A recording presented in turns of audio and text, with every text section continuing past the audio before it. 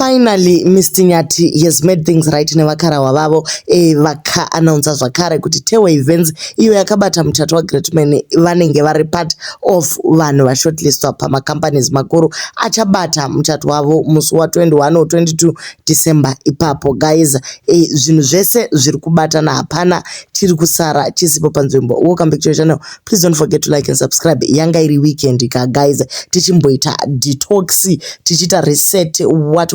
But anyway, we are back with your news. Zvabva kuna Nyathi vakati guys, finally ndiri kunzwa kufara. Tiri kufara guys, yellow guys, tiri kufara. Tagadzirisana nevakarawa, saka vatipa mvumo yekuti tigone kuchata naJoyce. Kana mukanzwa munhu achiti tagadzirisana, zvinoreva kuti pabuda mashangura cash yakapetwa, because baby aiwa richirefreshika, munongozvionerawo Nyathi isimbi inopisa. Okay, so zvaburitswa zvakare pa announcement yaitiwa namanager mukuru wedu vamarambire, vabva vati guys, wedding update yakamira yakadai so nhasi kureva Sunday ino yanhasi paitwa meeting nevabereki vaNyathi, gogo vake naanti vake. Vapedza ipapo ndobva vanosangana nevabereki vamai pamwe chete nevakarawa. Zvino tinotenda Mwari kuti zvose zviri kufamba mushe. So there is a lot going on behind the scenes. Tine organizing team which is busy day in day out. Tiri kufara zvakare kuannounce kuti Tewa Events have joined the wedding team. What a humble gentleman to work with. We are going to give you my updates akawanda as we progress. Pane 59 shortlisted companies that intend to partner ne yellow guys pa wedding yavo. Vese ivavo vari shortlisted vachawana ma phone calls to inform you of your position.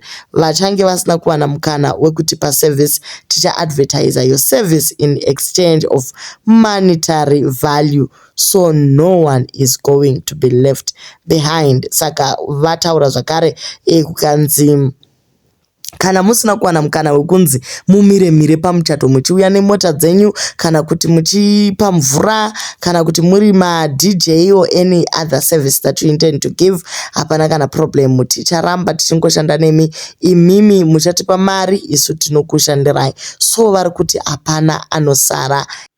Ndo mamiriro ari kunze guys. So Tewa Events munongoziva how organized they are. Pamuchato waGreatman vakamira zvikuru, pamuchato wasinikiwe zvachose vaivepo guys, and you know how talented they are kana vari mubusiness iri. This is a big brand and I feel like for the Nyathi family it is quite humbling. Yes, Tewa is humbled to work with the Nyathis, and the Nyathi vari kufeel humbled to work with such. Pane vari kusuggest out, please guys, musasiye the people's general shellers na DJ Ola panobuda ma fireworks chaiwo. Tewo bozo kuti but uyu muchato wenyika vedu we, we wish you could try and accommodate others, so they share the stage pa DJ apa.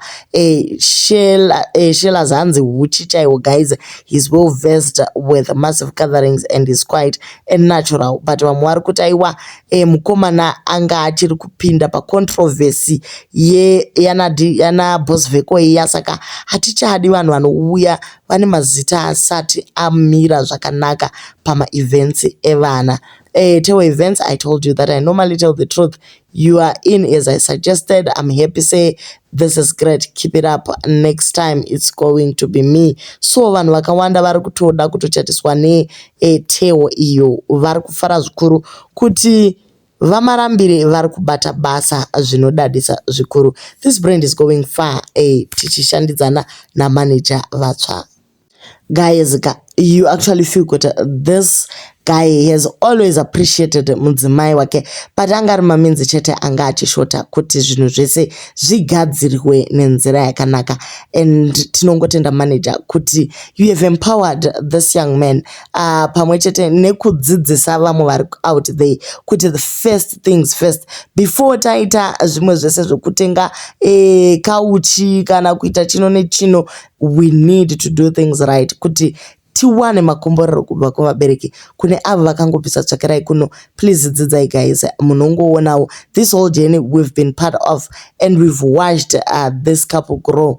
Asi taona zvakare kuti agona kundozadzikisa chishuviro chevabereki. Asi tine vamwe vari pano vanenge vachingolaika asi vasati vagadzirisa zvinhu vagere nevanhu vezvikwereti. Aiwa guys, ngatigadzirisei zvinhu nenguva.